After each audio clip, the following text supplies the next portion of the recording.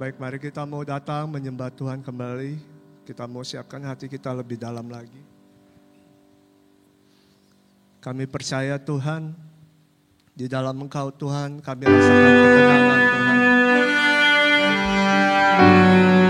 Karena kasih-Mu Tuhan menyertai hidup kami Tuhan.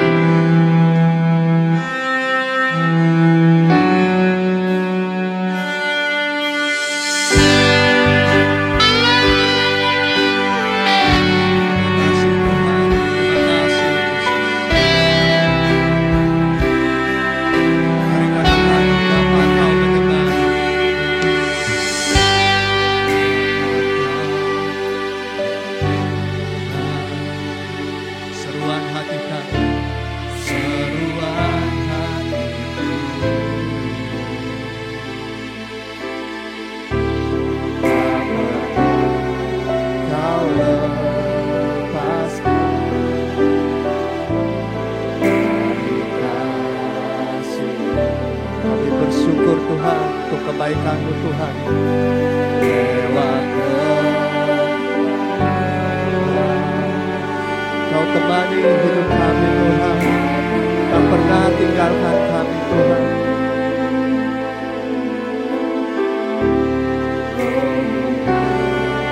Kerja selalu untuk kebaikan-Ku.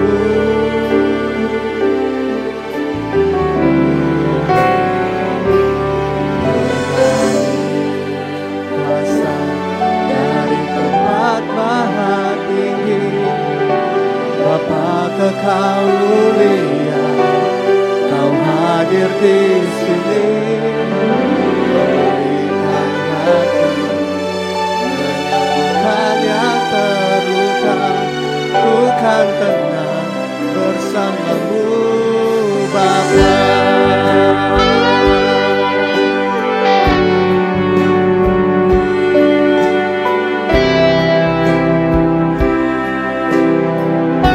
Lewat kelam, lewat lembah, Kau temani aku, Kau temani aku. Roh-Mu bekerja Tuhan, Roh-Mu bekerja selalu untuk kebaikan-Ku.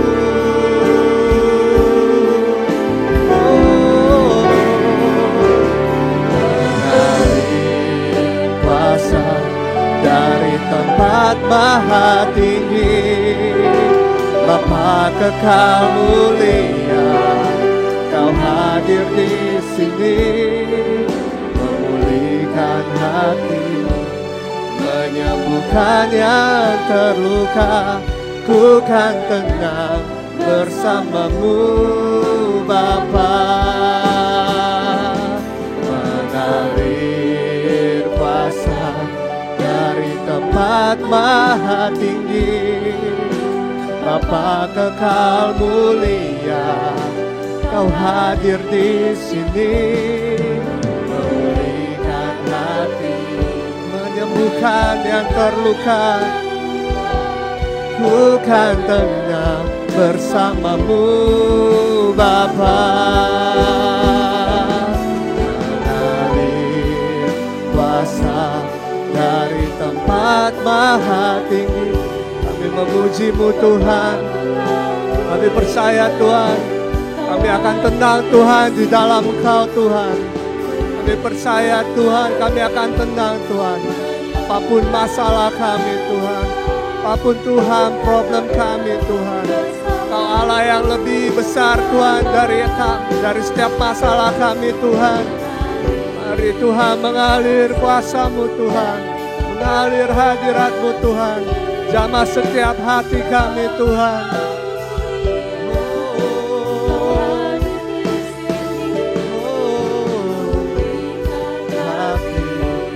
Menyembuhkan yang terluka, bukan tenang bersama-Mu.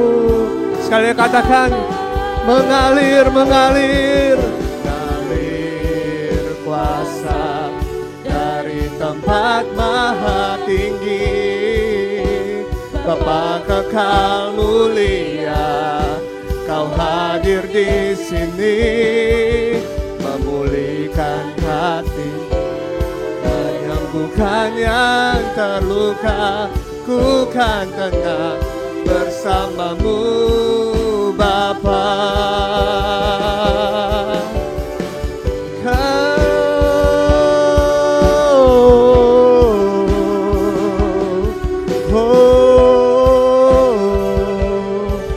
Haleluya, haleluya, Jesus.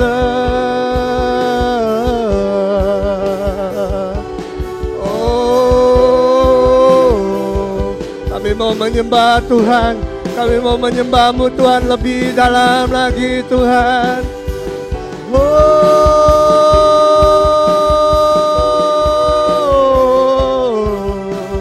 Kami akan tenang Tuhan bersama-sama dengan-Mu Tuhan. Karena Kaulah Tuhan kami Tuhan, Allah yang hidup Tuhan.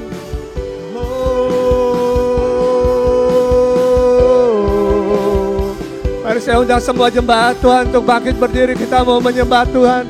Angkat tangan kita, angkat hati kita. Jesus, haleluya, haleluya, oh Jesus, ya la la la la la la la ya la la bakara la ba ba ba ba ba ba ba bakara la ba siki la la la la la la la la la la la la la, oh la la la la la la la la la la la la la ya la la ba se. Ya la la ba ba ba ba ba ba ba kara la ba siki la la la la la la la la la la la la la la la la la ba siki la la makara la ba se. Oh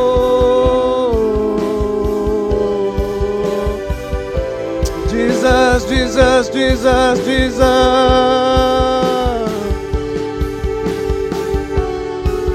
Oh, mengalir kuasa dari tempat maha tinggi, Bapa kekal mulia, Kau hadir di sini, memulihkan hati, menyembuhkan yang terluka.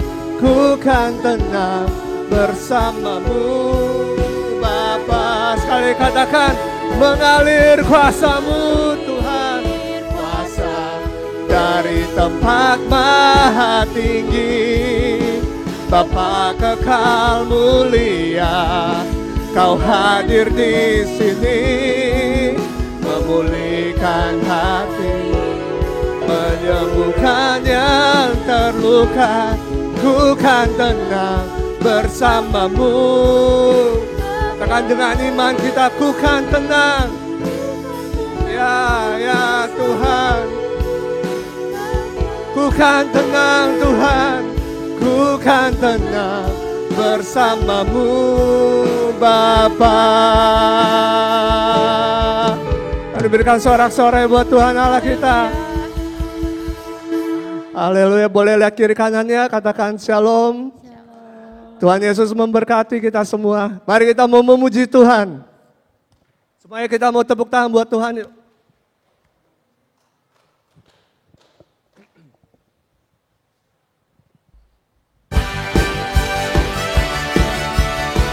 Sebab ada kuasa di dalam nama Tuhan Yesus kita.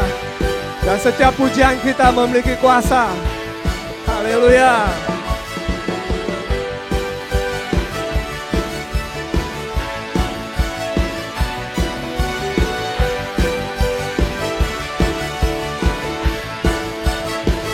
Namanya Tuhanku, menara yang teguh, kota benteng perlindunganku,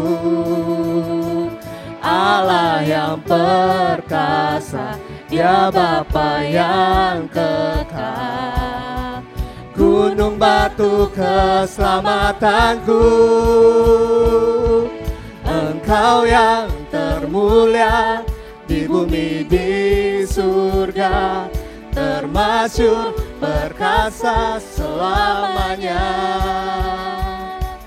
Engkau yang berkuasa di dalam segala hal, ada kuasa dalam nama Yesus. Semua yang kita mau tepuk tangan buat Tuhan. Haleluya.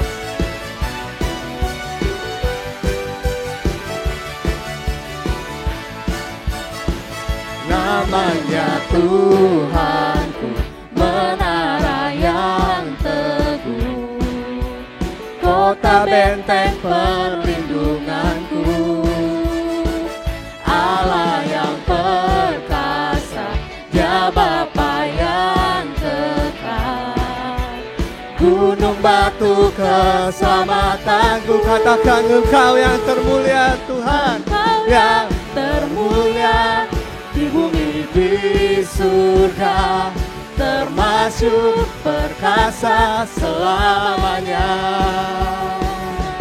Engkau yang berkuasa di dalam segala hal, ada kuasa dalam nama Yesus. Nama Yesusku. Engkau yang termulia di bumi di surga, termasyur perkasa selamanya. Engkau yang berkuasa di dalam segala hal, ada kuasa dalam nama Yesusku. Haleluya, mari berikan tepuk tangan buat Tuhan Allah kita. Sebab nama Yesus nama di atas segala nama. Mari katakan nama, nama di atas segala nama. Nama yang telah membebaskanku. Segala kuasa tunduk, segala kuasa tunduk pada nama itu. Yesus Tuhan segala Tuhan. Yesus nama di atas segala nama. Di atas segala nama. Oh, oh. Nama yang telah membebaskanku. Segala kuasa tunduk pada nama itu. Yesus Raja segala raja, sebab Dia yang termulia. Engkau yang termulia di bumi di surga, termasyur perkasa selamanya. Engkau yang berkuasa di dalam segala hal, ada kuasa dalam. Saya katakan dengan iman kita, Engkau yang termulia. Engkau yang termulia di bumi di surga, termasyur perkasa selamanya. Engkau yang berkuasa di dalam segala hal, ada kuasa dalam nama Yesusku. Nama Yesusku. Ada kuasa dalam nama Yesusku. Ada kuasa dalam nama Yesusku.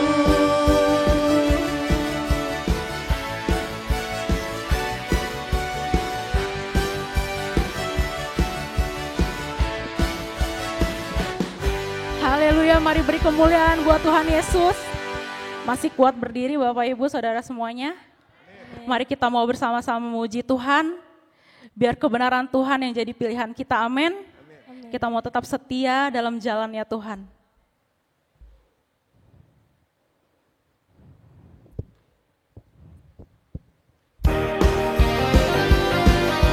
Mari beri kemuliaan yang terbaik buat Tuhan. Kita mau bersuka cita pagi hari ini.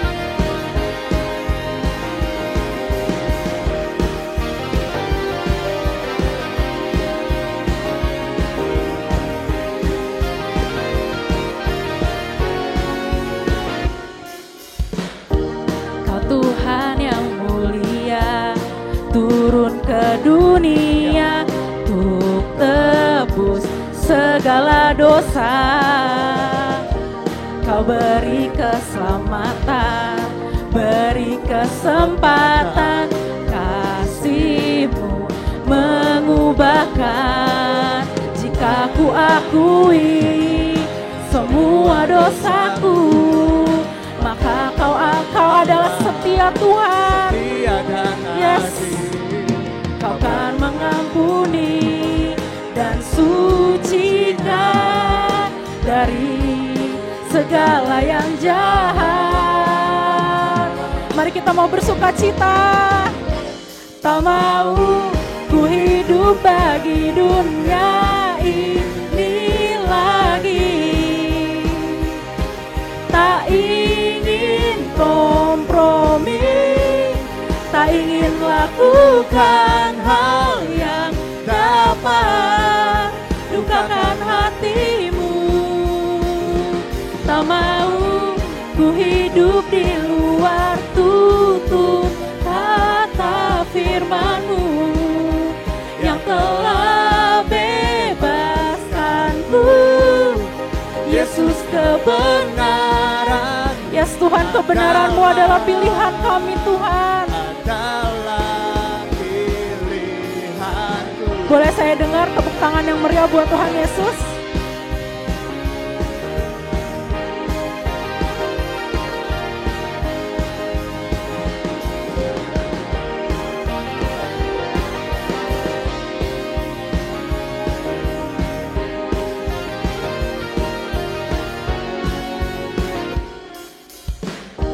Kau Tuhan yang mulia, turun ke dunia untuk tebus segala dosa. Kau beri keselamatan, beri kesempatan, kasih-Mu mengubahkan. Jika ku akui semua dosaku, maka Kau adalah setia dan adil. Kau kan mengampuni dan sucikan dari segala yang jahat. Mari beri suara kita untuk Tuhan. Tak mau ku hidup bagi dunia ini lagi. Tak ingin kompromi, tak ingin lakukan hal yang dapat lukakan hatimu. Tak mau ku hidup di luar tutur kata firman-Mu yang telah bebaskanku. Yesus, kebenaran-Mu adalah pilihanku. Mari beri tepuk tangan yang terbaik buat Tuhan Yesus.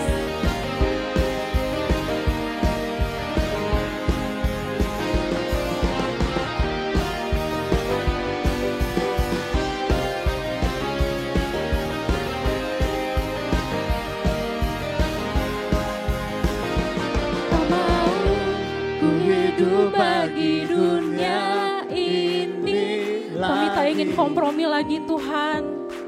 Tak ingin kompromi, tak ingin lakukan hal yang dapat dukakan hatimu. Tak mau ku hidup di luar tutur kata firman-Mu yang telah bebaskanku. Yesus, kebenaran-Mu adalah tak mau ku hidup di luar tutur kata firman-Mu yang telah bebaskanku. Yesus, kebenaran-Mu adalah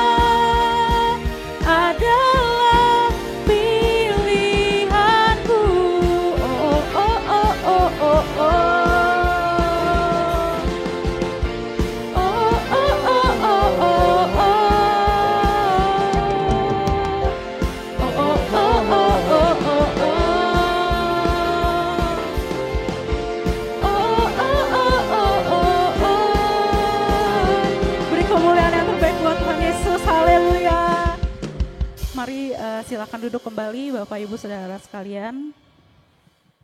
Tiba saatnya kita mau menyiapkan hati kita untuk mendengarkan firman Tuhan. Ya Yesus Tuhan, kami berikan hati kami Tuhan untuk-Mu Tuhan. Bentuklah hati kami Tuhan seperti hati-Mu ya Bapa.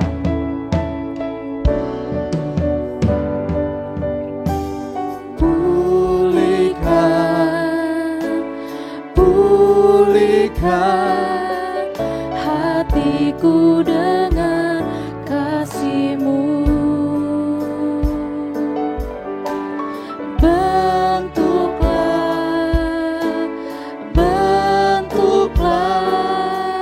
hatiku jadi seperti-Mu. Kekudusan-Mu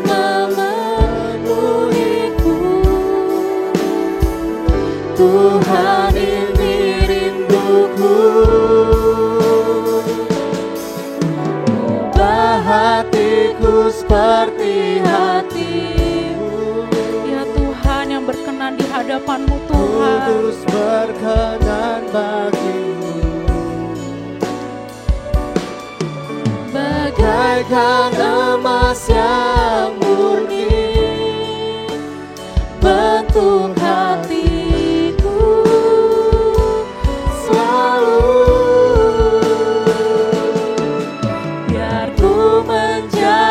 ciptaan baru,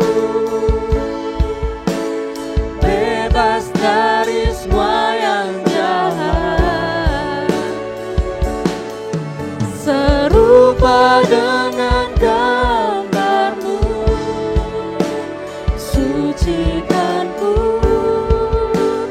kuduskan hatiku Tuhan. Ya Tuhan, kami bawa hati kami Tuhan ke hadapan-Mu Tuhan.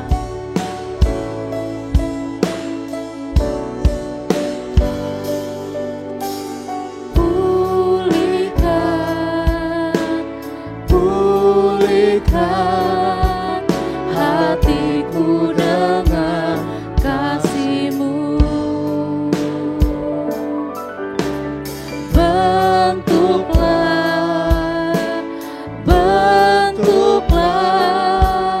hatiku jadi seperti-Mu. Kekudusan-Mu memenuhiku. Tuhan, ini rinduku. Ubah hatiku seperti hati-Mu Yang kudus dan berkenan. Kudus berkenan bagi-Mu. Bagaikan emas yang murni, bentuk hatiku selalu. Biar ku menjadi ciptaan baru, bebas dari semua yang jahat, serupa dengan gambar-Mu. Sucikan ku, kuduskan hati. Mari kita sembah Tuhan. Yes Tuhan. Mari kita naikkan puji-pujian untuk Tuhan kita. Mari kita naikkan ucapan syukur kita. Ya Rabaya sing, ya Rabaya. Mari sembah Tuhan. Haleluya. Kau yang mengubah hatiku. Mari angkat suaramu, kita sembah Tuhan. Oh, haleluya, haleluya. Ya Tuhan, ubahkan hati kami Tuhan seperti-Mu Tuhan.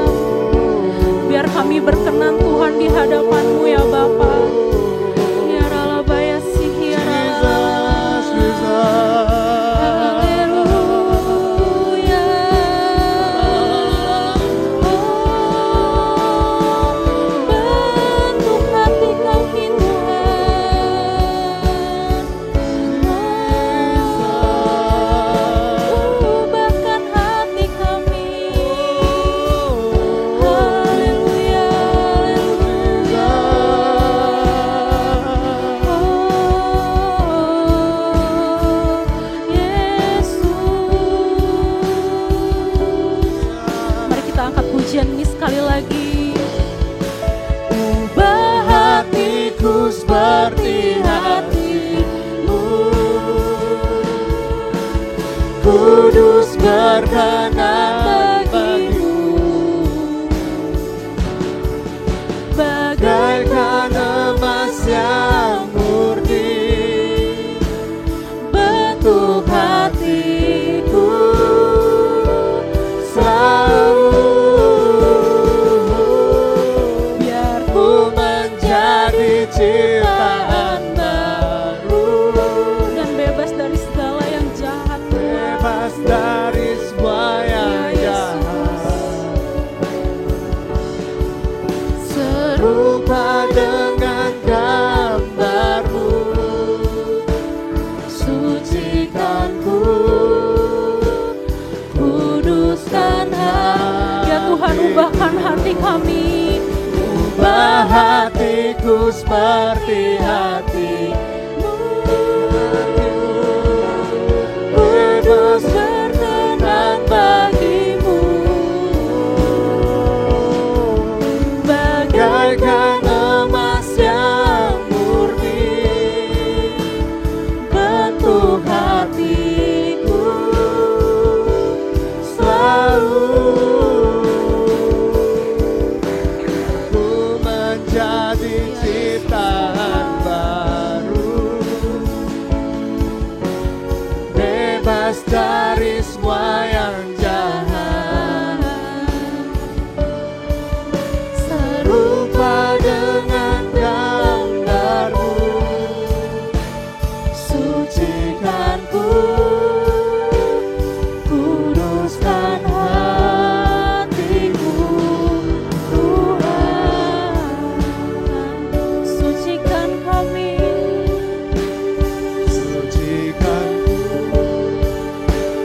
Sucikanku, kuduskan hatiku. Dengan hormat saya undang hambanya.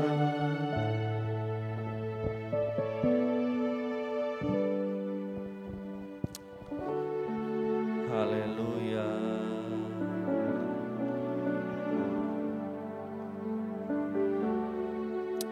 Kami percaya pagi hari ini mujizat Tuhan terjadi di tengah-tengah kami, Tuhan. Kami percaya tidak ada yang mustahil bagi Tuhan. Kami percaya pagi hari Roh Kudus ada di tengah-tengah kami, melawat kami, Tuhan. Yang sakit disembuhkan, yang lemah dikuatkan, yang berkekurangan Tuhan akan berikan kelimpahan. Kami percaya pagi hari ini ada breakthrough buat setiap kami. Karena firman-Mu berkata, hari ini adalah hari penyelamatan, hari perkenanan Tuhan, di mana Tuhan akan datang untuk menyelamatkan kami, menolong setiap umat-umat yang berseru kepadanya. Tuhan memberkati jalannya pembacaan firman Tuhan pada pagi hari ini. Tutup bungkus kami semua dengan darah Yesus. Di dalam nama Tuhan Yesus Kristus, setiap kita yang percaya katakan, amin. Beri kemuliaan terbaik buat Tuhan. Pagi hari ini Ibu Gembala ingin bersaksi bagaimana Tuhan menolong kehidupan Ibu Gembala.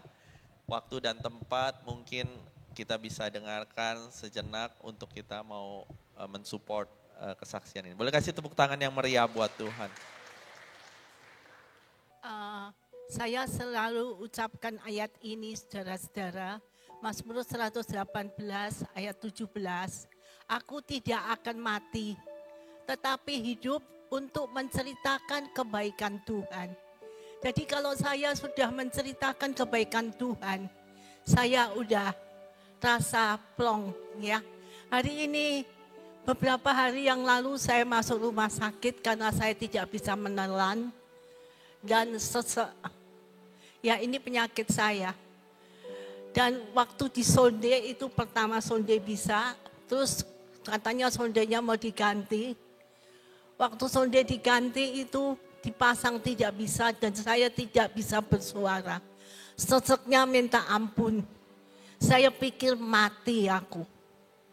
Mati. Nah, sesek luar biasa, nggak bisa napas sama sekali. Tapi tiba-tiba ada suara. Bagi Tuhan tidak ada yang mustahil. Saya ucapkan ayat itu dan saya sebentar lagi bisa napas. Maaf, saya nggak bisa ngomong banyak. Ya, jadi perlu kita semua. Puji Tuhan, makasih tepuk tangan buat Tuhan. Ya, jadi Mama waktu pas lagi Cek, oke. mungkin Ko Denny bisa bantu melanjutkan ya tadi dari Mama ya.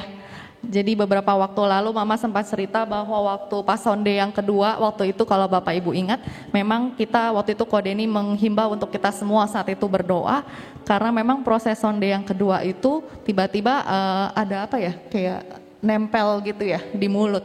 Jadi memang Mama rasa sangat sesak waktu itu, sampai Mama cerita bahwa kayaknya detik itu Mama rasa kayaknya sangat tidak bisa bernafas, sehingga Mama sempat terpikir, wah selesai nih gitu ya. Tetapi waktu kita semua berdoa, saya yakin detik itu juga Tuhan memberikan kekuatan sama Mama, Tuhan memberikan kelegaan, dan saat itu tiba-tiba dalam waktu singkat Mama waktu itu juga mendengar bagi Tuhan tidak ada yang mustahil gitu ya Mah.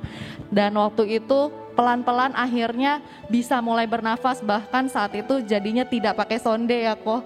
Jadinya malah Mama bisa melakukan proses makan dengan manual. Boleh kasih kemuliaan buat Tuhan.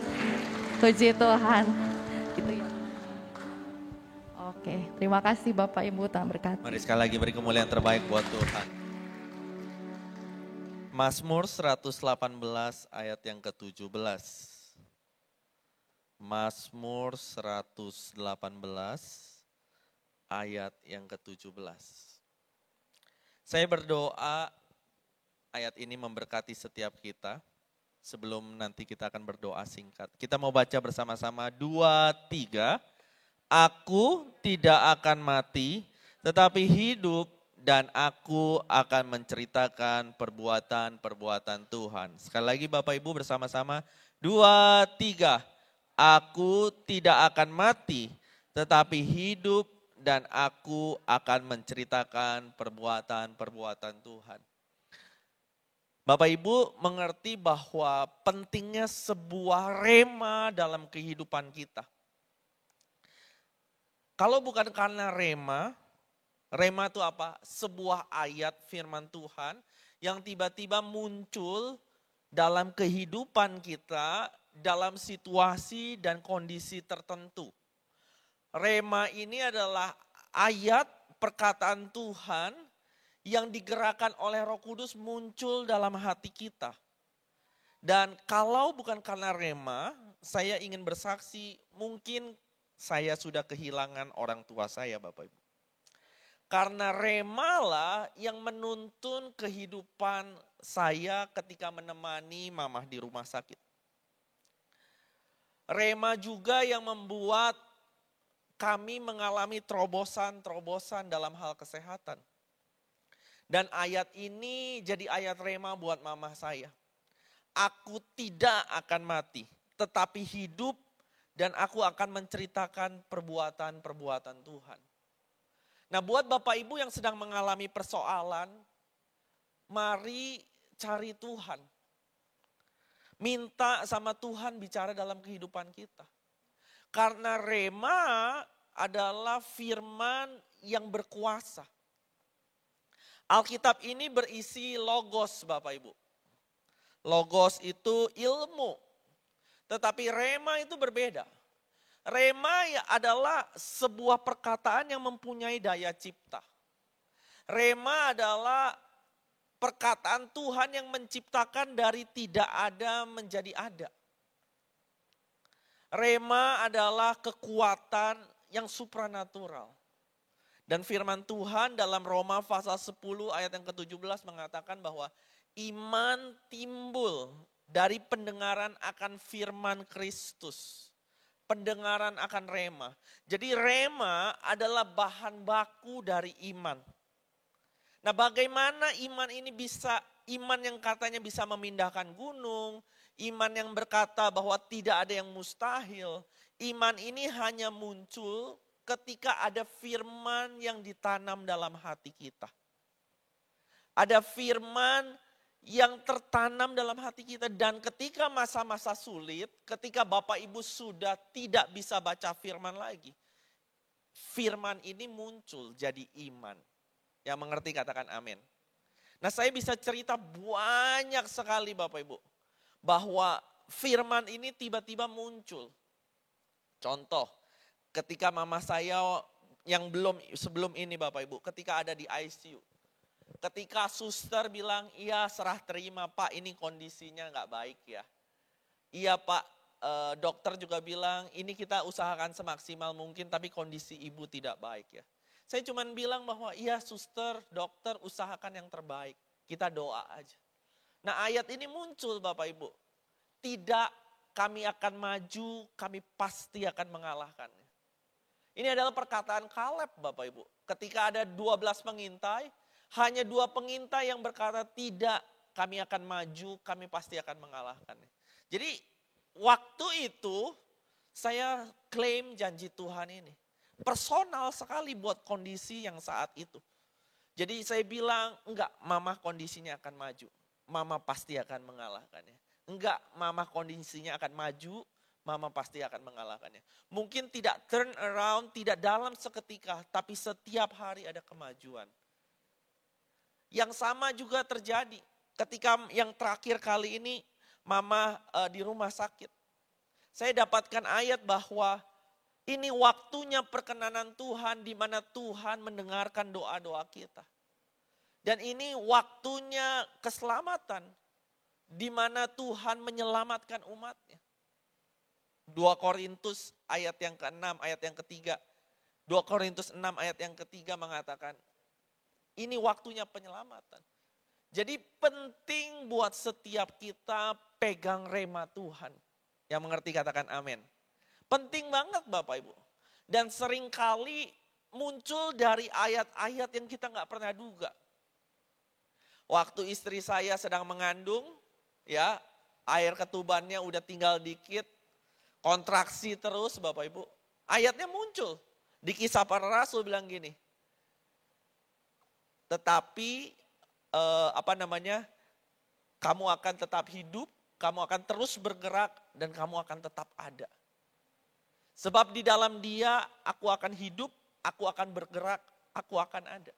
Jadi ayat itu jadi ayat pengantar buat Zevi lahir Bapak Ibu. Sebab di dalam Dia Zevi hidup, Zevi bergerak, Zevi ada. Sebab di dalam Dia Zevi hidup, Zevi bergerak, Zevi ada.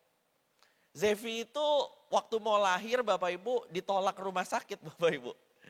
Ya, jadi sampai dokternya marah-marah. Kenapa? Karena waktu itu zaman COVID awal Bapak Ibu. COVID awal itu semua serba takut. Kita takut ketemu dokter, dokter juga takut ketemu kita. Karena vaksin belum ada. Amin Bapak Ibu. Jadi hari itu saya ditemani oleh ayat itu. Sebab di dalam Dia kita hidup, kita bergerak, kita ada. Dan banyak hal lagi. So pada pagi hari ini Bapak Ibu, saya ingin mulai dengan ini. Mari temukan rema Tuhan dalam setiap kehidupan kita. Mari temukan, baca firman Tuhan. Dan temukan ayat yang cocok buat hidupmu. Dan pegang itu dalam kehidupanmu. Karena setiap orang beda-beda. Yang mengerti katakan amin. Mari kita berdoa untuk sejenak Bapak Ibu. Mari kita datang sama Tuhan. Ya rabatak harala basyakara patak harala. Uriala mana harala basyakara patak harala mana. Uriala mana harala masyakara mana harala mana harala masyukuria pada harala. Tiada yang mustahil dan tiada yang sukar bila roh Allah turut bekerja. Tiada yang mustahil bagi orang percaya. Karena roh Allah turut bekerja di antara kita. Katakan tiada yang mustahil. Tiada yang mustahil dan tiada yang sukar bila roh Allah turut bekerja. Tiada yang mustahil bagi orang percaya, karena Roh Allah turut bekerja di antara kita. Sekali lagi katakan, tiada yang mustahil. Tiada yang mustahil dan tiada yang sukar bila Roh Allah turut bekerja. Tiada yang mustahil bagi orang percaya, karena Roh Allah turut bekerja di antara kita. Mari doa sejenak Bapak Ibu. Kiralabas syandara patakharalama syuguria patakaralamana. Shigiaralabaramana haralabas syandaralabara haralabas shigiaralabaralabaramana. Uriaralabas syandaralabaramana haralabas shigiaralamana haralama. Syuguriaralabaralama syurialabaramana haralamana haralama syendiaralama. Uriaralabas syandaralabaralabaralabas shigiaralamana haralamana. Haleluya, haleluya, haleluya, haleluya. Bapa dalam sorga, pada pagi hari ini kami bawa setiap pergumulan kami ke dalam tangan Tuhan. Kami tahu kami punya Tuhan yang ajaib. Kami tahu kami punya Tuhan yang luar biasa. Pagi hari ini kami serahkan setiap beban persoalan kehidupan kami ke dalam tangan Tuhan. Kami percaya Tuhan kami kuat untuk menanggung segala beban kami.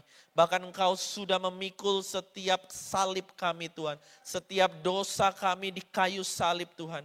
Kalau Engkau sanggup memikul dosa seluruh umat manusia, Engkau Allah yang sama sanggup menanggung setiap beban-beban kami. Pada pagi hari ini yang lemah dikuatkan, yang sakit disembuhkan, yang berkekurangan Tuhan berikan kelimpahan, yang sedih Tuhan hiburkan. Kami bawa setiap beban-beban kehidupan kami Tuhan untuk dibawa kepada salib Kristus. Dan kami percaya di salib Kristus kutuk berubah menjadi berkat. Kutuk berubah menjadi berkat. Pagi hari ini Tuhan, aku mematahkan setiap kutuk atas kehidupan kami. Setiap kutuk kerja keras, kutuk berjeri lelah. Kami ganti dengan dengan kasih karunia Tuhan. Setiap beban persoalan hidup Tuhan ringankan. Sebab firman-Mu berkata, datanglah kepadaku hai kamu yang letih lesu dan berbeban berat. Maka aku akan memberikan keringanan Tuhan. Kami bawa beban hidup kami ke dalam tangan Tuhan. Dan kami percaya kemuliaan dan hormat hanya bagi nama Tuhan. Terima kasih Tuhan.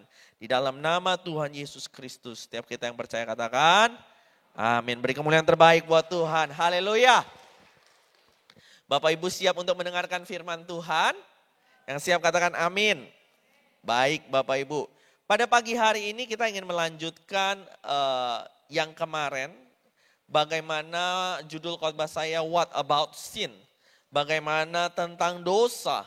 Bagaimana minggu lalu kita belajar bahwa ada 3 dosa yang sangat obvious, yang sangat jelas, yang Tuhan tidak suka dan kita harus mengerti. Ketiga dosa tersebut adalah penyembahan berhala, perzinahan, dan percabulan. Dan hari ini saya ingin membahas satu dosa yang lebih dalam lagi. Dan setelah itu kalau Tuhan beri waktu dan kesempatan, kita akan masuk ke dosa yang lain.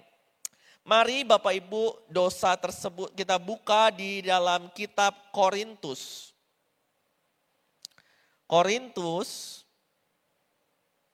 1 ayat yang ke-10. 1 Korintus pasal yang ke-10. Ayat yang ke-8. 1 Korintus pasal yang ke-10 ayat yang ke-8.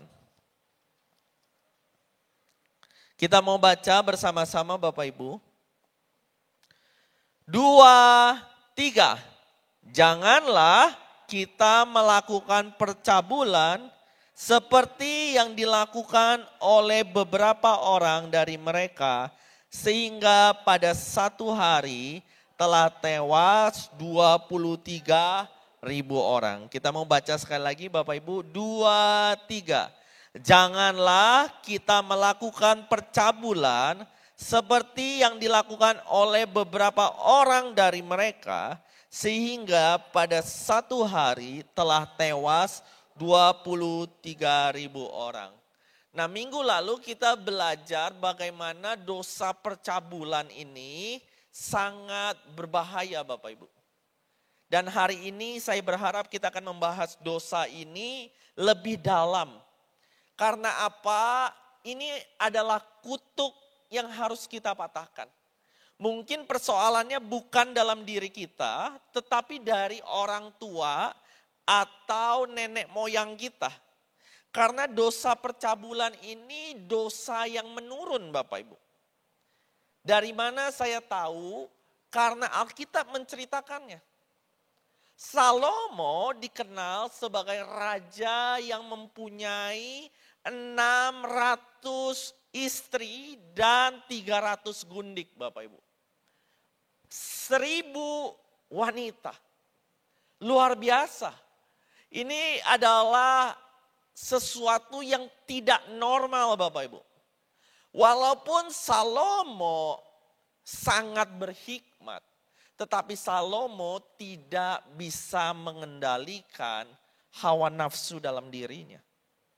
Tapi kalau kita mau mengerti, kejadian Salomo ini tidak berdiri secara tunggal. Kita mengerti bahwa Daud, ayah dari Salomo, mengalami problem yang serupa. So, hari ini kita harus mengerti Bapak Ibu. Dan kita harus mencermati dosa ini. Kita akan bahas lebih dalam. Bahkan ayatnya mengatakan bahwa janganlah kita melakukan percabulan seperti yang dilakukan oleh beberapa orang dari mereka. Yang berdosa dalam bangsa Israel hanya beberapa orang. Tetapi yang mendapatkan tulah, yang mendapatkan dampaknya 23.000 orang. Wow, ini dosa yang luar biasa Bapak Ibu. Ini dosa yang gak boleh main-main. Bahkan Alkitab mencatat bahwa Kolose 3 ayat yang kelima bahwa percabulan disamakan dengan penyembahan berhala. Pagi hari ini hati-hati dengan dosa ini Bapak Ibu. Pagi hari ini mari kita aware dan kita jaga benar-benar. Daud, Alkitab mencatat bahwa orang yang paling dekat dengan Tuhan jatuh dalam dosa ini. Salomo orang yang paling berhikmat jatuh dalam dosa ini. Simson sebagai orang yang paling kuat jatuh dalam hal ini. Dan hari ini saya mau katakan tidak ada yang kebal. Amin Bapak Ibu. Kita perlu menjaga pernikahan kita. Bahkan menjaga diri kita terhadap dosa ini. Alkitab mengatakan bahwa selain dosa perzinahan, dosa percabulan, itu terjadi di luar diri kita. Tetapi dosa percabulan itu terjadi di dalam diri kita. Mempunyai dampak terhadap diri kita. So pagi hari ini mari hati-hati dengan dosa ini. Bilangan pasal yang ke-22. Bilangan pasal 22, kita akan baca banyak ayat hari ini, tetapi tidak lengkap-lengkap, tetapi secara ekspositori atau secara berurutan. Bilangan pasal yang ke-22, kita akan baca bersama-sama. Ayat yang pertama, Bapak Ibu menyimak, saya bacakan buat Bapak Ibu. Kemudian berangkatlah orang Israel dan berkemah di dataran Moab, di daerah seberang sungai Yordan dekat Yeriko. Balak bin Zippor melihat segala yang dilakukan Israel kepada orang Amori. Maka sangat gentarlah orang Moab terhadap bangsa itu karena jumlahnya banyak, lalu muak dan takutlah orang Moab kepada orang Israel. Lalu berkatalah orang Moab kepada para tua-tua Midian, tentu saja laskar besar itu akan membabat habis segala sesuatu di sekeliling kita. Seperti lembu membabat habis tumbuh-tumbuhan di hijau di padang. Adapun pada waktu itu Balak bin Zippor menjadi raja Moab. Raja ini mengirim utusan kepada Bileam bin Beor ke Petor yang di tepi sungai Efrot, ke negeri teman-teman sebangsanya untuk memanggil dia dengan pesan, ketahuilah ada suatu bangsa keluar dari Mesir, sungguh sampai tertutup permukaan bumi olehnya, dan mereka sedang berkemah di depanku. Karena itu datanglah dan kutuk bangsa itu bagiku, sebab mereka lebih kuat daripadaku. Mungkin aku sanggup mengalahkannya dan menghalaunya dari negeri ini. Sebab aku tahu siapa yang kau berkati, dia beroleh berkat. Dan siapa yang kau kutuk, dia kena kutuk. Ada satu kisah di Alkitab, ketika bangsa Israel keluar, bangsa Israel itu mengalahkan orang Amori, Bapak Ibu. Dan kabar itu terdengar kepada bangsa-bangsa lain. Bangsa Moab dan bangsa Midian. Jadi hari itu ada seorang raja yang namanya Balak. Balak ketakutan, tetapi Balak kenal satu orang nabi di luar orang Israel yang punya kemampuan memberkati dan mengutuk sangat luar biasa.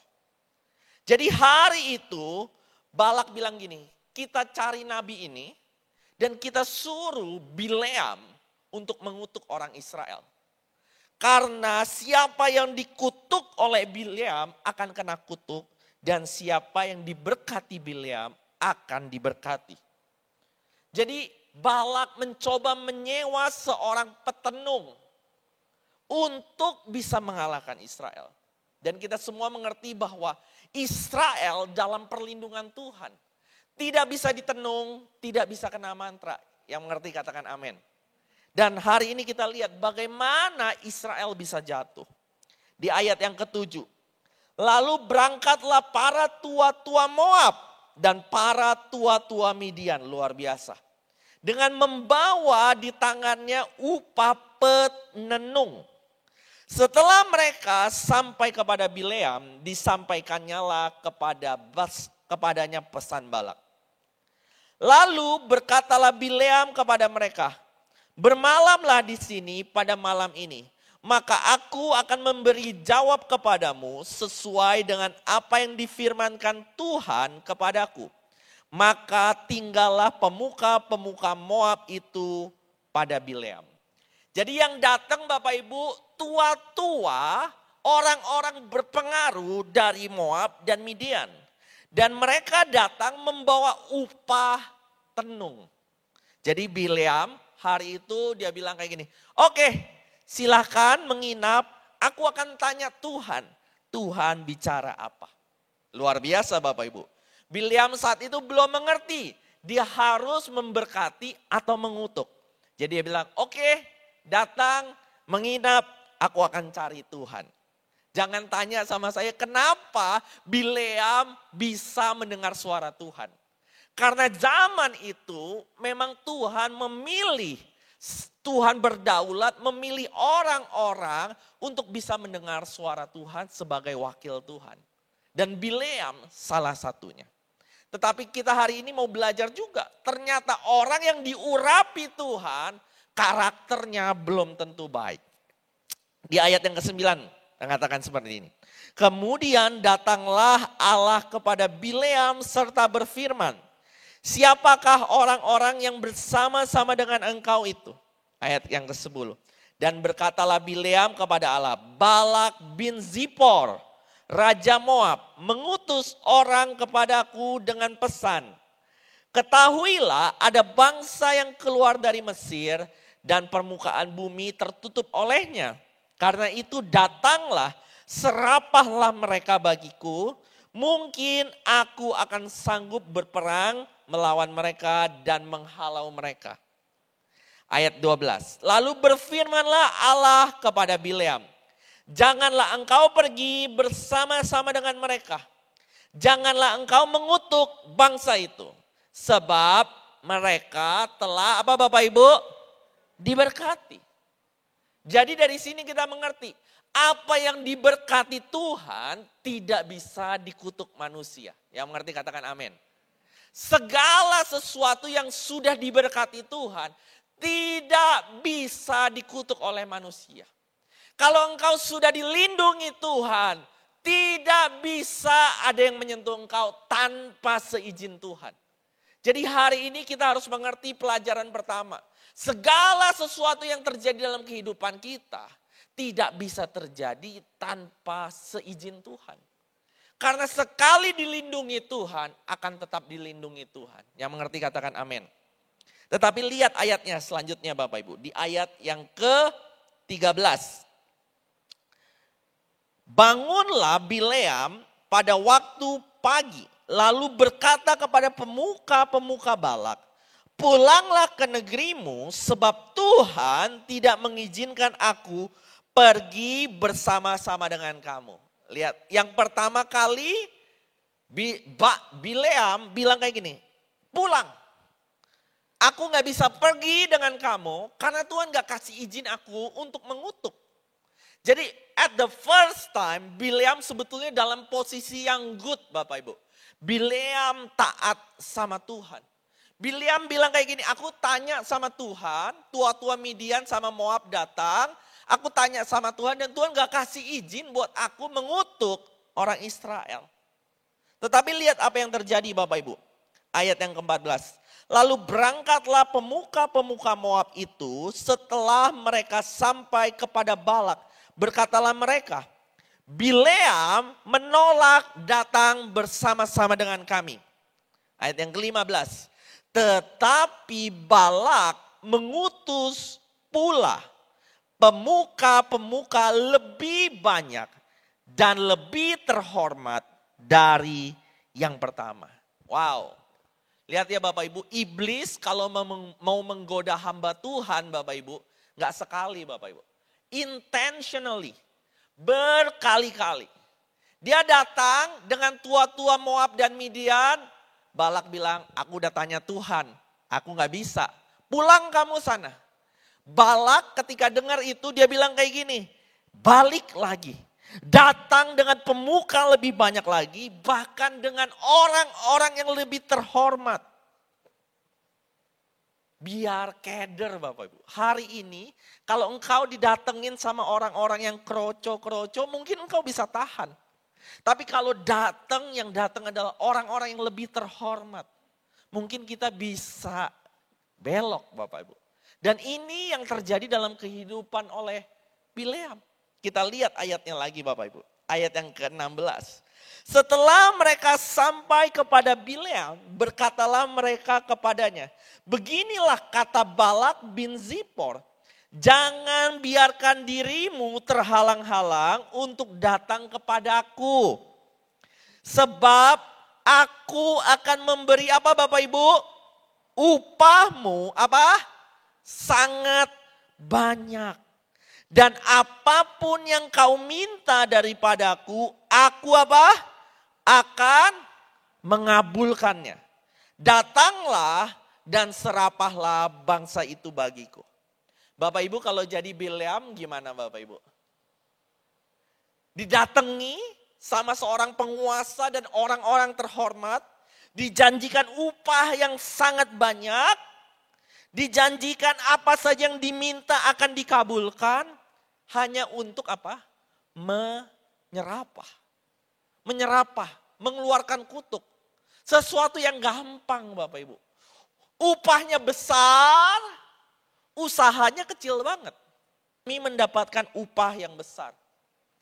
Atau di dunia pekerjaan. Ketika Bapak Ibu didatangi dengan iming-iming yang lebih besar.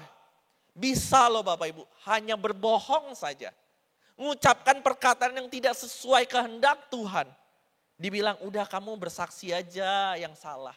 Udah kamu ngomong aja seperti ini, nanti aku kasih uang yang banyak. Apa aja yang kamu minta aku kabulkan. Mari Bapak Ibu pagi hari ini, jangan seperti Bileam. Karena Bileam berkata seperti ini di ayat ke-18. Tetapi Bileam menjawab kepada pegawai-pegawai Balak. Sekalipun Balak memberikan kepadaku emas dan perak seistana penuh. Aku tidak akan sanggup berbuat sesuatu yang kecil atau yang besar yang melanggar titah Tuhan. Sampai di sini Bileam masih oke Bapak Ibu. Dia bilang kayak gini, aduh Pak, Bu, mohon maaf.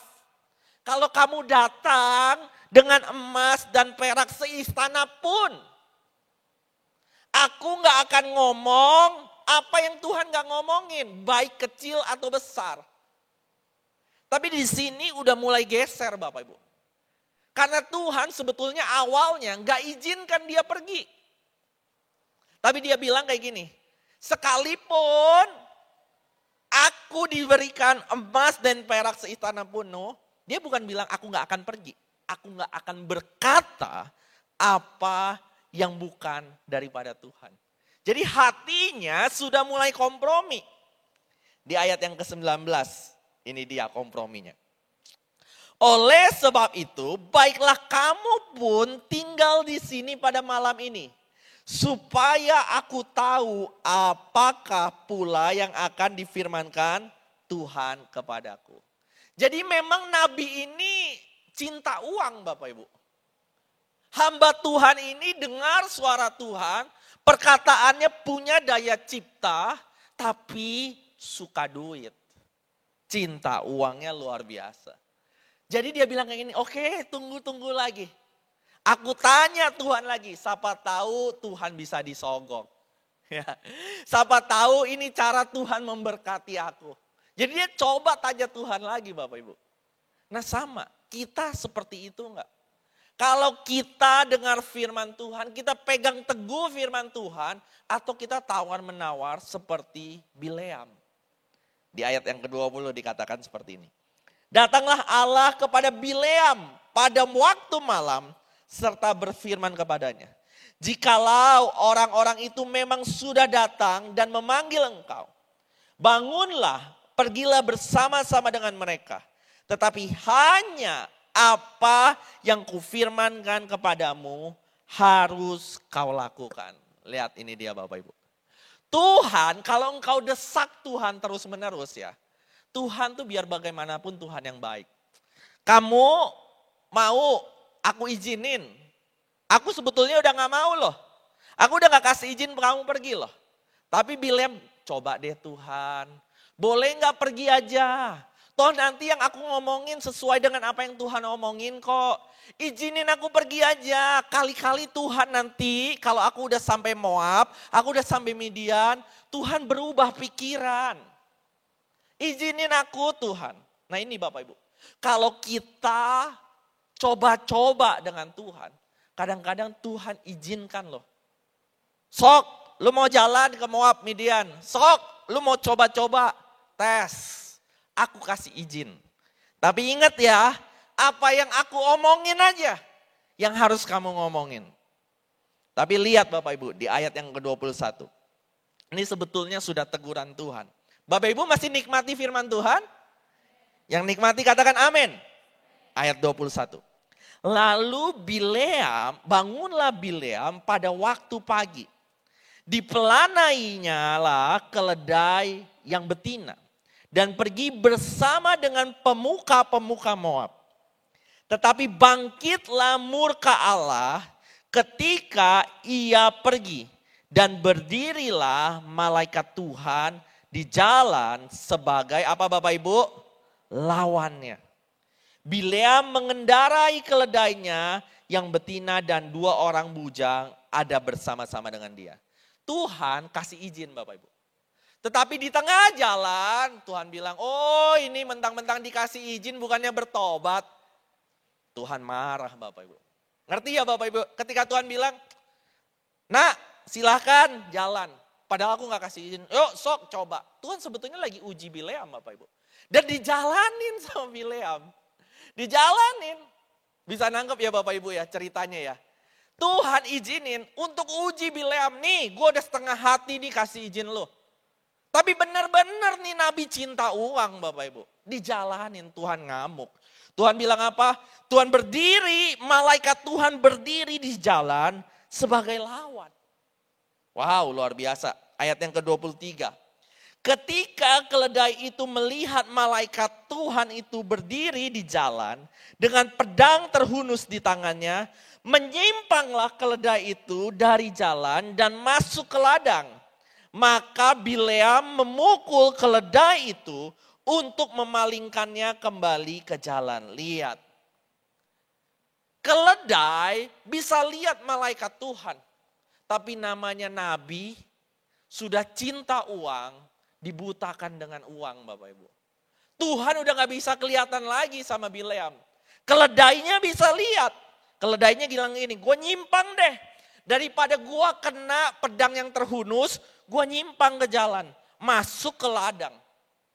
Tapi namanya orang kalau udah cinta uang, orang, hewan yang mau menyelamatkan dia pun dia pukul.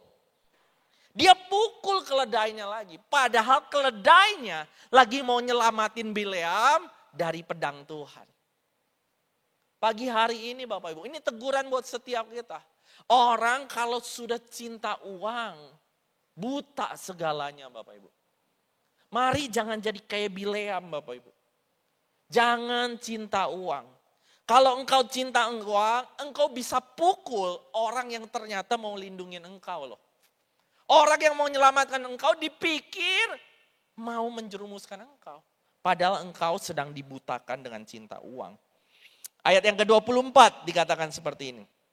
Kemudian pergilah malaikat Tuhan berdiri pada jalan yang sempit di antara kebun-kebun anggur dengan tembok sebelah menyebelah. Jadi setelah tadi di ladang, mereka masuk jalan sempit, tembok dengan tembok yang ada kebun anggurnya Bapak Ibu. Ketika keledai itu melihat malaikat Tuhan, ayat 25, ditekannya lah dirinya pada tembok. Sehingga kaki Bileam terhimpit kepada tembok. Maka ia memukul apa? Pula. Yang kedua Bapak Ibu. Masuk jalan sempit, tiba-tiba malaikat Tuhan muncul lagi. Keledainya lihat, Bileamnya gak lihat. Namanya orang kalau udah cinta uang, ditegur sekali, gak ngerti Bapak Ibu. Gak ngerti. Keledainya lebih takut akan Tuhan.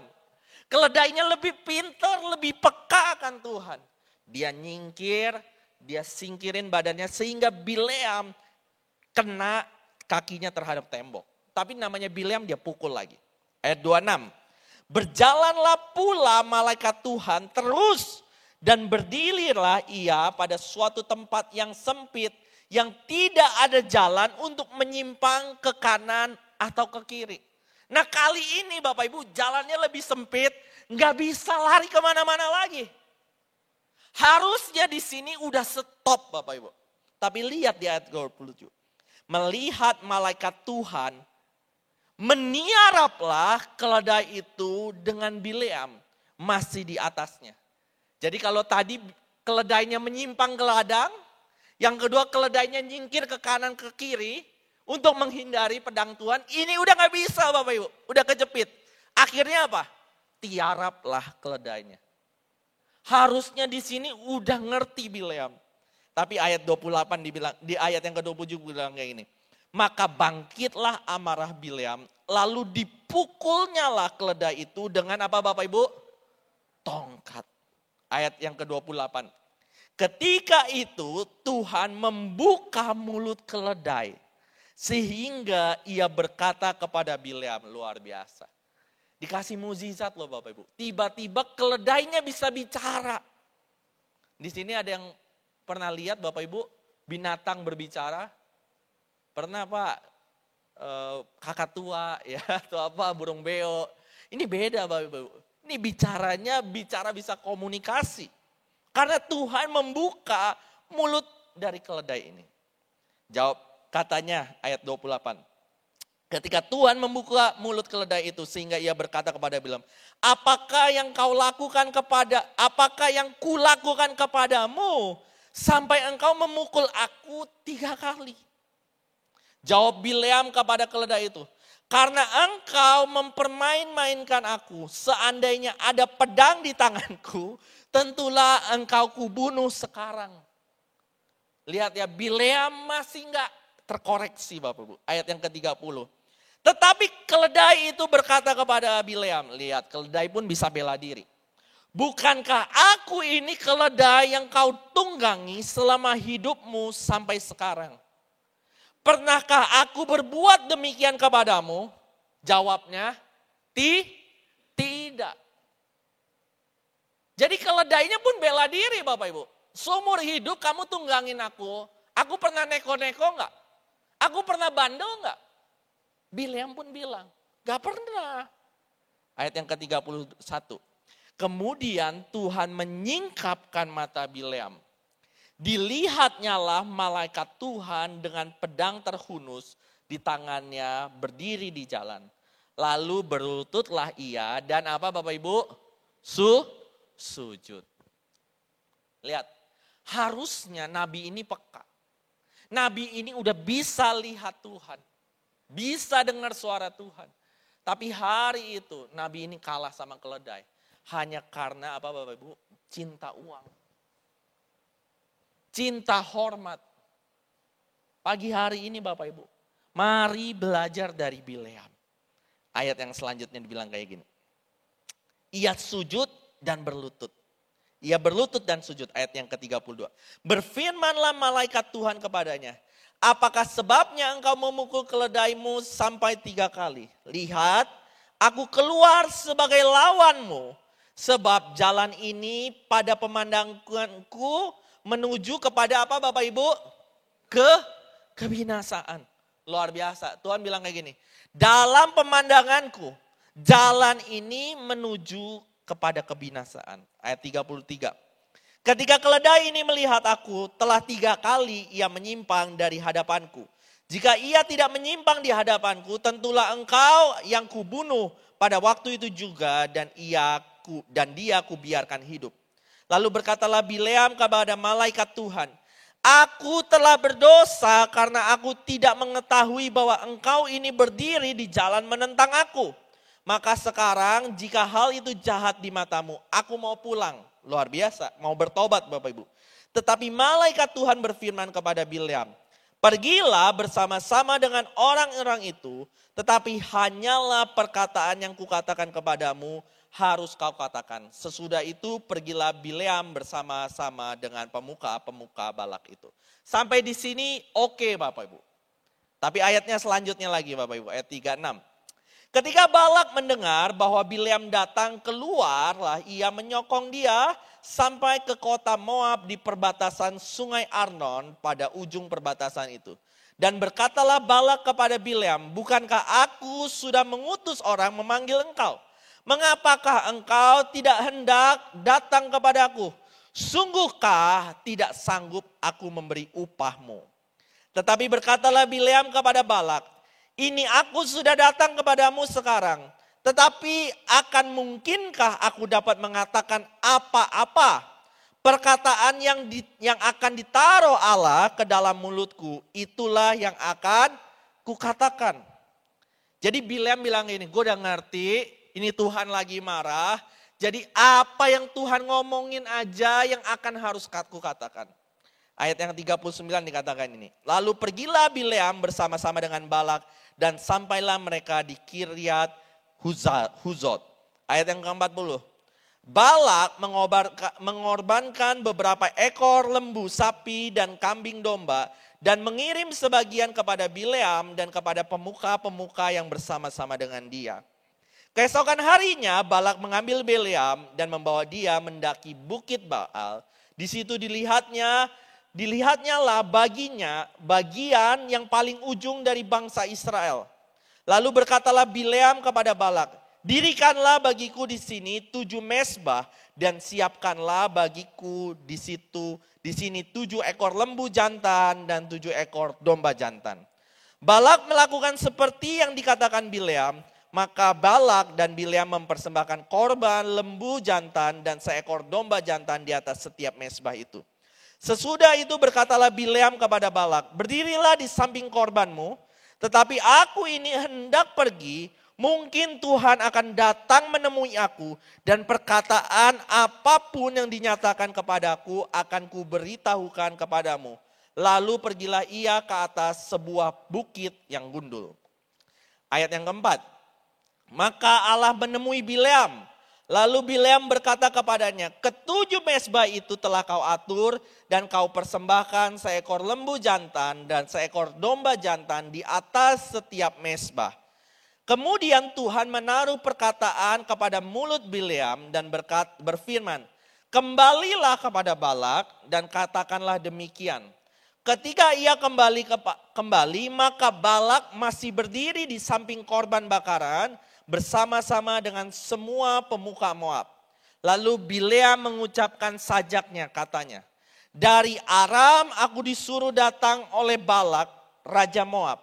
Dari gunung-gunung sebelah timur datanglah, katanya, kutuklah bagiku Yakub dan datanglah kutuklah Israel. Ayat yang ke-8. Bagaimana aku menyerapah yang tidak diserapah Allah? Bagaimanakah aku mengutuk yang tidak dikutuk Tuhan? Boleh kita baca ayat ini bersama-sama Bapak Ibu? 2, 3. Bagaimana aku menyerapah yang tidak diserapah Allah? Bagaimana aku mengutuk yang tidak dikutuk Tuhan? Jadi sampai sini masih bisa mengikuti ya Bapak Ibu.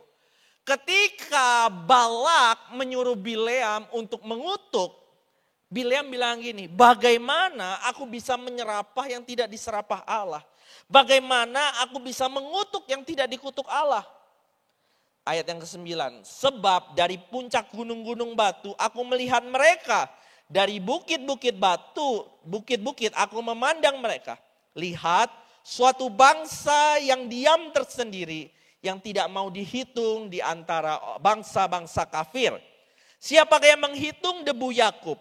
Dan siapakah yang membilang bondongan Israel? Sekiranya aku mati seperti matinya orang-orang jujur, dan sekiranya ajalku seperti ajal mereka. Lalu berkatalah Balak kepada Bileam, apakah yang kau lakukan kepadaku? Untuk menyerapahlah musuhku, aku menjemput engkau. Tetapi sebaliknya engkau memberkati mereka. Jadi Balak ketika dia mau mengutuk, yang keluar apa Bapak Ibu? Berkat. Boleh kasih tepuk tangan buat Tuhan enggak? Hari ini kalau ada orang mau mengutuk kita, kalau Tuhan gak izinkan, saya percaya kutuk itu gak akan terjadi dalam kehidupan kita. Amin? Yang setuju katakan amin. Beri kemuliaan terbaik buat Tuhan. Ayat yang ke-12. Masih nikmatin Bapak Ibu? Amin? Agak panjang Bapak Ibu, tapi ini bagus buat kita dengar ceritanya Bapak Ibu. Ayat yang ke-12. Tetapi ia menjawab, bukankah aku harus berawas-awas supaya mengatakan apa yang ditaruh Tuhan ke dalam mulutku? Lalu Balak berkata kepadanya, ayat yang ke-13, baiklah pergi bersama-sama dengan aku ke tempat lain. Dan dari sana engkau dapat melihat bangsa itu. Engkau akan melihat hanya bagian yang paling ujung, tetapi seluruhnya tidak akan kau lihat. Serapahlah mereka dari situ bagiku. Lihat, Balak mencoba mencari celah. Cari angle yang lain, sudut yang lain, kali-kali Tuhan keluar serapahnya, keluar kutuknya. Lalu ayat yang ke-14, lalu dibawanya lah dia ke padang pengintai ke puncak gunung Pisga. Ia mendirikan 7 mezbah dan mempersembahkan seekor lembu jantan dan seekor domba jantan di atas setiap mezbah itu. Kemudian berkatalah ia kepada Balak, berdirilah di sini di samping korban bakaranmu, sedang aku hendak bertemu dengan Tuhan di situ. Dibilang masih sama, bangun mezbah, Balak kamu berdiri di samping mezbah, aku akan bertemu Tuhan, dengar Tuhan ngomong apa. Ayat yang ke-16. Lalu Tuhan menemui Bileam dan menaruh perkataan ke dalam mulutnya dan berfirman, kembalilah kepada Balak dan katakanlah demikian. Ketika ia sampai kepadanya, Balak masih berdiri di samping korban bakarannya bersama-sama dengan pemuka-pemuka Moab. Berkatalah Balak kepadanya, apakah yang difirmankan Tuhan? Ayat yang ke-18. Lalu diucapkannya lah sanjaknya katanya, bangunlah hai Balak dan dengarlah, pasanglah telingamu dan mendengarkan aku ya anak Zipor. Allah bukanlah manusia sehingga ia berdusta, bukan anak manusia sehingga ia menyesal. Masakan ia berfirman dan tidak melakukannya, dan berbicara tidak menepatinya. Ketahuilah, aku mendapat perintah untuk apa Bapak Ibu? Memberkati. Sama-sama katakan memberkati. Dan apabila dia memberkati, maka aku tidak dapat apa Bapak Ibu? Membalikannya. Katakan amin. Kita mau baca ayat ini sekali lagi. 2, 3. Ketahuilah, aku mendapat perintah untuk memberkati. Dan apabila dia memberkati, maka aku tidak dapat membalikannya. Sekali diberkati Tuhan, tetap diberkati Tuhan. Ayat yang ke-27. Tidak ada ditengoknya kepincangan di antara keturunan Yakub. Dan tidak ada dilihatnya kesukaran di antara orang Israel. Tuhan Allah mereka menyertai mereka. Dan sorak-sorai raja ada di antara mereka. Allah yang membawa mereka keluar dari Mesir adalah bagi mereka seperti tanduk kekuatan lembu hutan. Sebab tidak ada mantra yang mempan terhadap Yakub, katakan amin. Ataupun tenungan yang mempan terhadap Israel, katakan amin. Pada waktunya akan dikatakan kepada Yakub, begitu juga kepada Israel keajaiban yang diperbuat Allah. Ayat 24. Lihat suatu bangsa yang bangkit seperti singa betina dan yang berdiri tegak seperti singa jantan yang tidak membaringkan dirinya sebelum ia memakan mangsanya dan meminum darah dari mati yang dibunuhnya. Ayat yang ke-23 boleh baca sekali lagi. Ayat yang ke-23 mundur deh. Sekali lagi. Ya. Ayat ini jadi ayat pegangan untuk kita mengerti Bapak Ibu bahwa orang Israel tidak bisa ditenung. Orang yang percaya Tuhan tidak bisa disantet, tidak bisa diguna-guna, tidak bisa dihipnotis. Allah memproteksi kita Bapak Ibu. Karena firman-Nya berjanji, tidak ada mantra yang mempan terhadap Yakub. Kita nggak bisa dipelet, kita nggak bisa dihipnotis, kita nggak bisa tenung, kita nggak bisa kena santet Bapak Ibu. Ini janji Tuhan buat setiap kita. Yang mengerti katakan amin. Amin Bapak Ibu. Karena tidak ada mantra yang mempan terhadap Yakub. Ataupun tenungan yang mempan terhadap Israel. Lah Israel belum kenal Yesus saja sudah punya janji ini. Apalagi kita yang sudah kenal Yesus, yang mengerti katakan amin. Israel belum punya karya salib Tuhan. Hari ini kita nikmati kasih karunia lewat salib Tuhan. Bukankah kita lebih luar biasa lagi, yang mengerti katakan amin. Beri kemuliaan terbaik buat Tuhan, haleluya. Kita gak akan bisa disantet, kita gak akan bisa ditenung. Yang mengerti katakan amin. Ayat yang ke-25. Lalu berkatalah Balak kepada Bileam, jika sekali-kali tidak mau engkau menyerapa Israel, janganlah sekali-sekali memberkatinya. Lihat, Balak mulai kesel. Dia bilang begini, kamu ini aku suruh untuk mengutuki. Sudahlah, kalau kamu gak mau ngutuki, jangan malah memberkati. Karena apa yang sudah diberkati akan tetap diberkati. Jadi Balak kesel banget sama Bileam. Ayat yang ke-26 dibilang gini. Tetapi Bileam menjawab Balak, bukankah telah kukatakan kepadamu segala yang difirmankan Tuhan, itulah yang akan kulakukan. Kemudian berkatalah Balak kepada Bileam, marilah aku membawa engkau ke tempat lain. Mungkin benar di mata Tuhan engkau menyerapa mereka bagiku dari tempat itu. Lihat, Balak masih cari cara, coba ke tempat lain. Siapa tahu Tuhan berubah pikiran. Lalu Balak membawa Bileam ke puncak gunung Peor dan menghadap padang belantara. Berkatalah Bileam kepada Balak, dirikanlah bagiku di situ mezbah dan siapkanlah di sini bagiku 7 ekor lembu dan 7 ekor domba jantan. Lalu Balak melakukan seperti yang dikatakan Bileam, maka ia mempersembahkan seekor lembu jantan dan seekor domba jantan di atas setiap mezbah itu. Kata Bileam, lihat ayat yang ke-20, pasal 24 ayat yang pertama.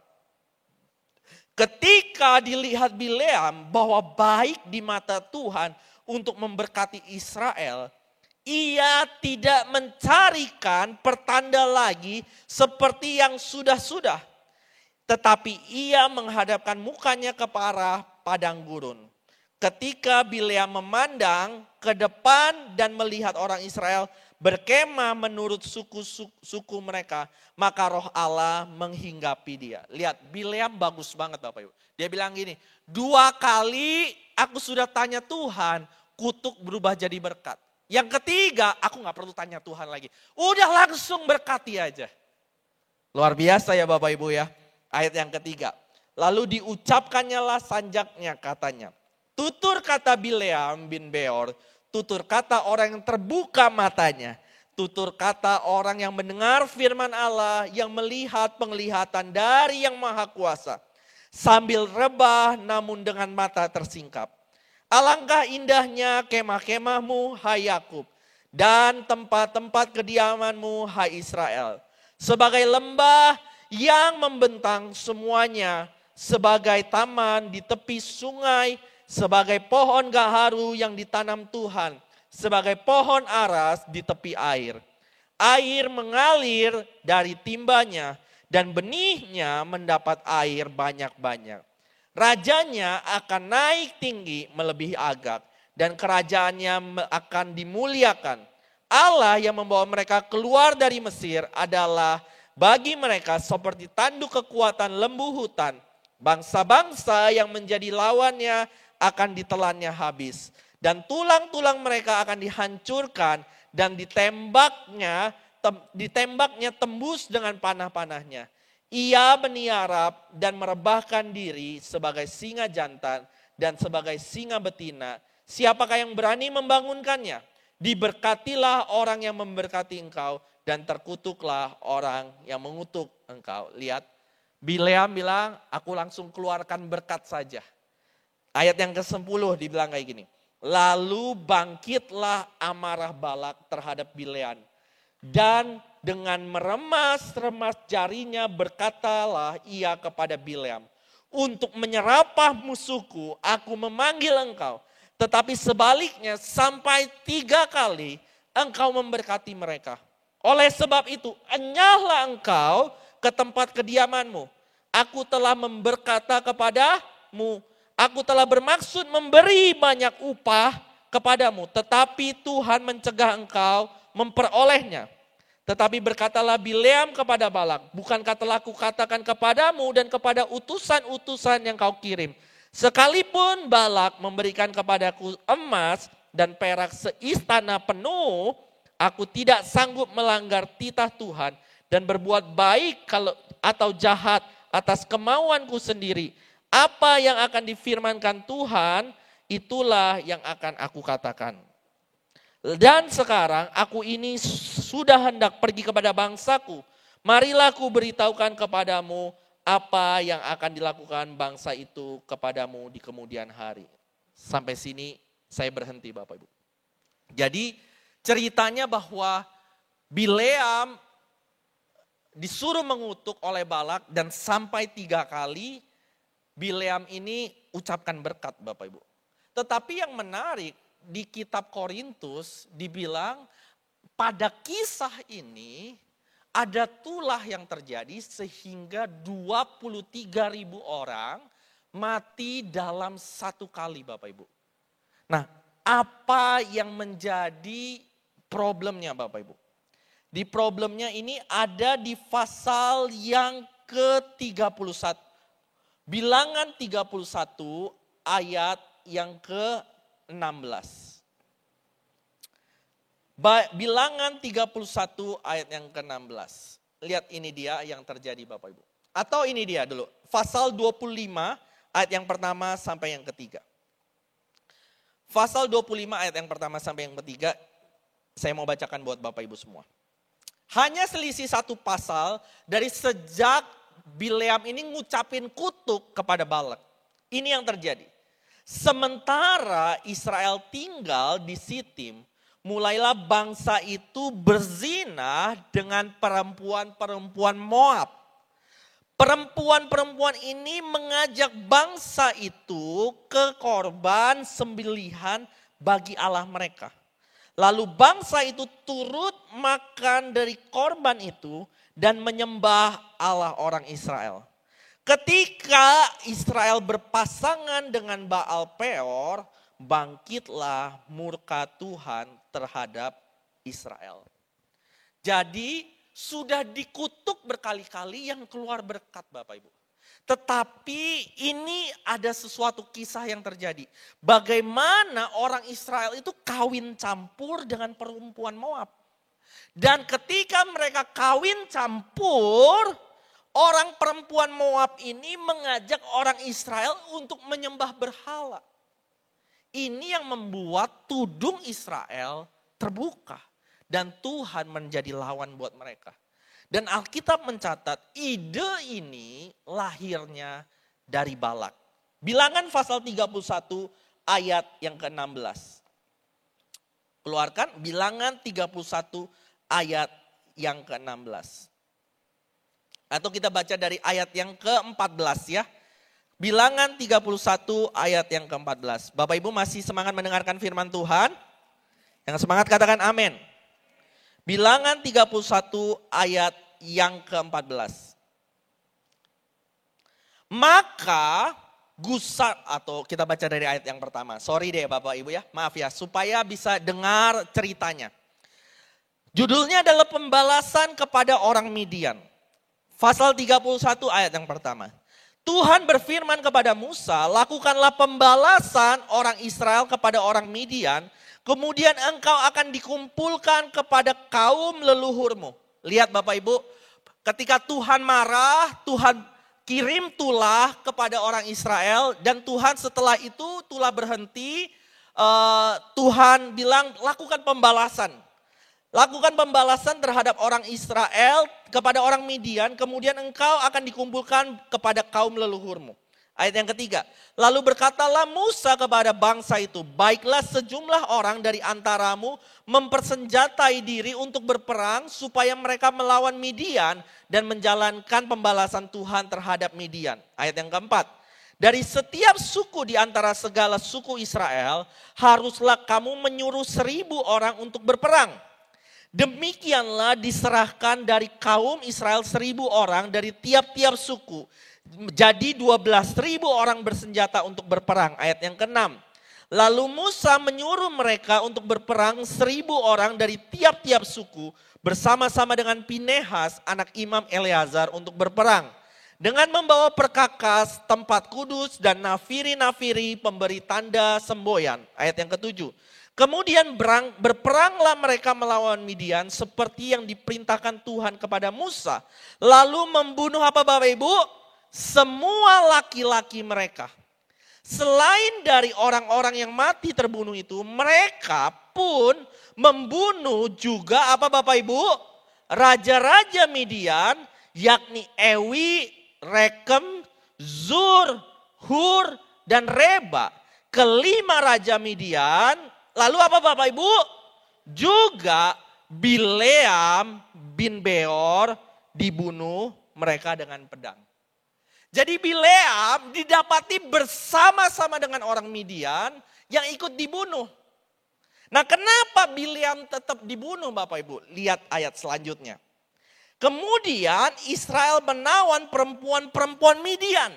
Dan anak-anak mereka juga segala hewan segala ternak dan segenap kekayaan mereka dijarah. Lihat, semua laki-laki Midian ditumpas Bapak Ibu. Ini umum Bapak Ibu. Yang ditawan apa? Perempuan, anak-anak, hewan dan ternak. Sebagai kaum yang lebih lemah. Perempuan ditawan, anak-anak ditawan, tidak dimusnahkan. Ayat yang ke-10. Dan segala kota kediaman mereka, segala tempat perkemahan mereka dibakar.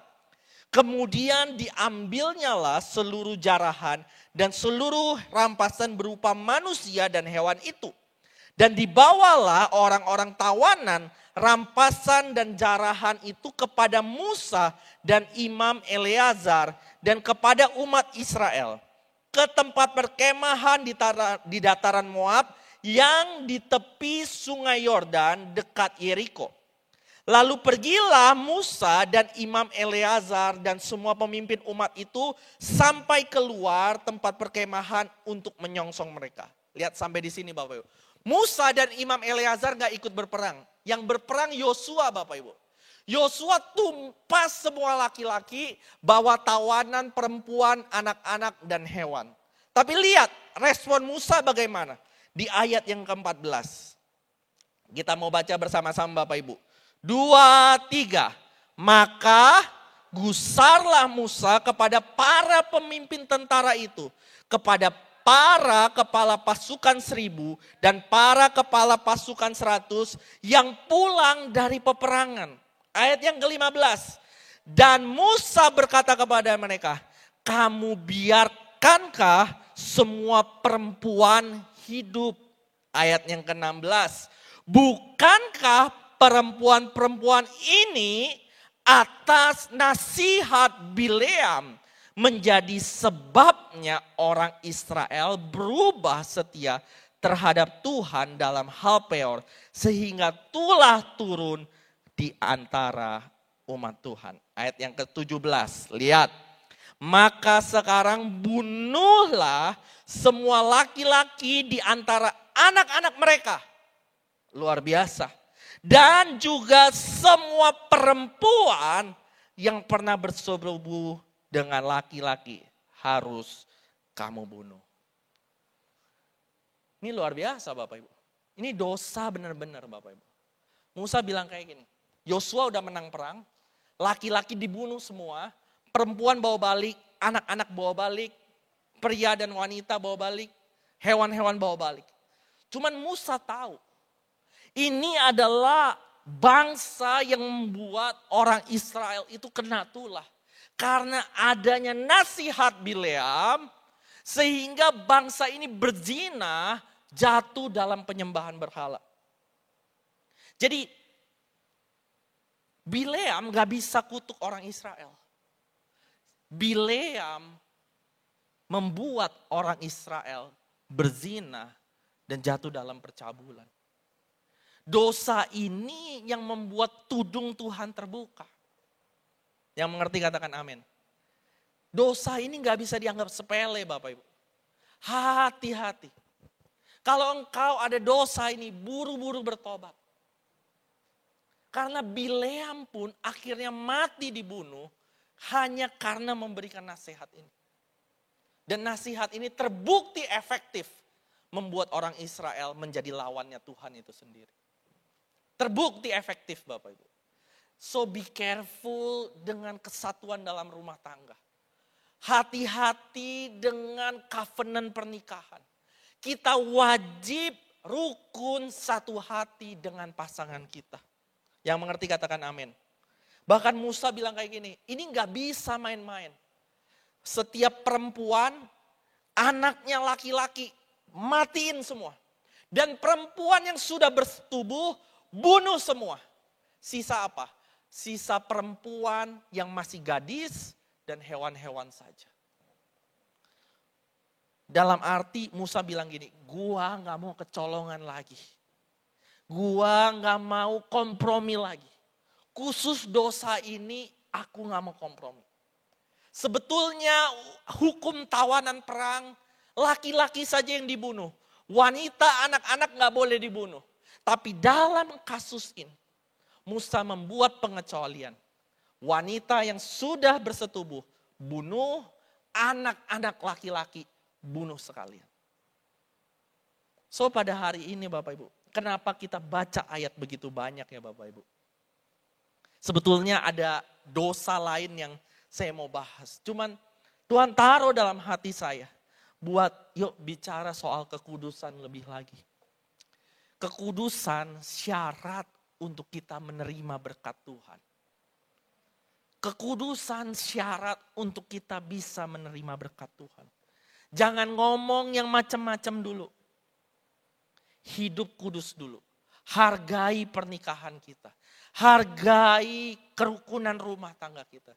Dan jangan hidup dalam perzinahan dan percabulan. Plus satu lagi Bapak Ibu, jangan cinta uang. Khususnya hamba-hamba Tuhan, jangan jadi kayak Bileam. Amin Bapak Ibu. Mari tutup Alkitab kita datang sama Tuhan.